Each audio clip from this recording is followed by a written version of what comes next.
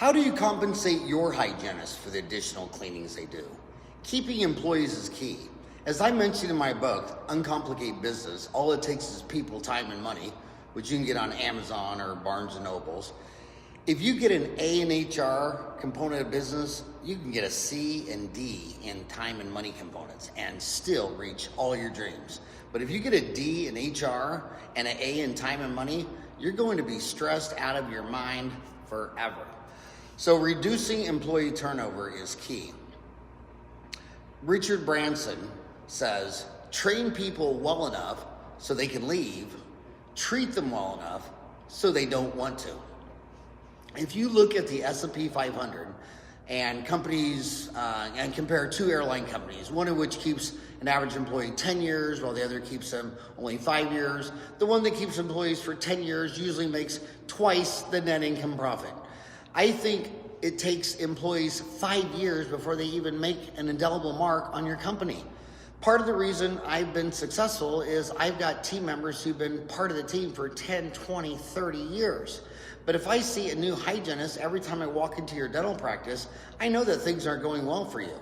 The patients know it. They're always asking, where's Missy? My formula, base plus bonus.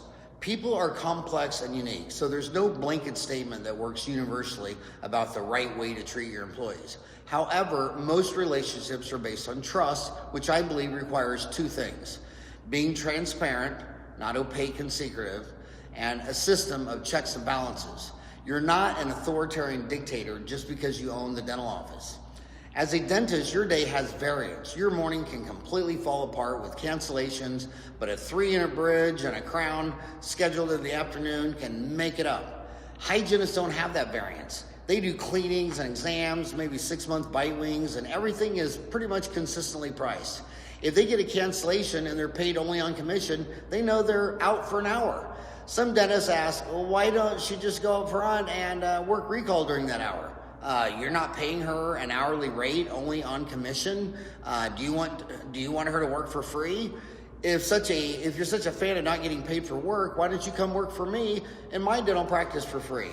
It's okay when your hygienist does it, but not you. What happened to treat other people like you want to be treated?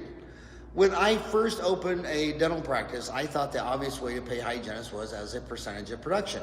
When we were having a robust day, none of the hygienists ever said, thanks to that 35% of production. But when there was cancellations, I saw a lot of pounding and resentment. It was very stressful.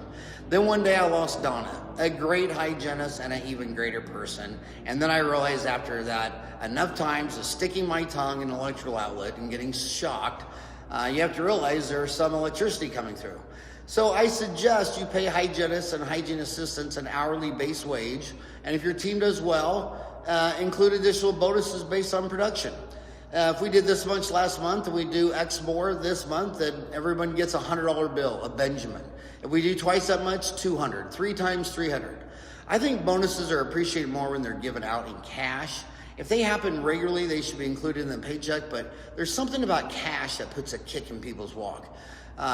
Be sure to check with your accountant about how they're going to code that and what they recommend for your practice. So I think ours was an allowance, allotment or something.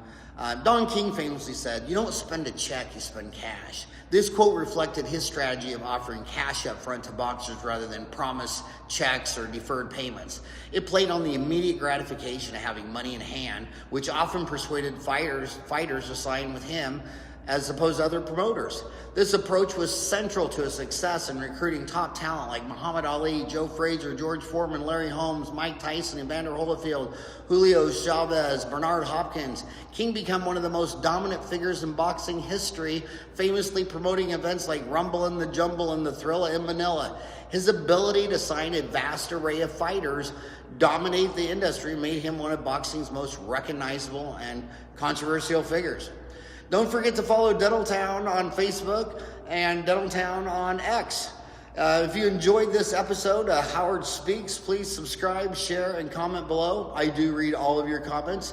I appreciate you, your thoughts, and support. So be good and have a rocking great day.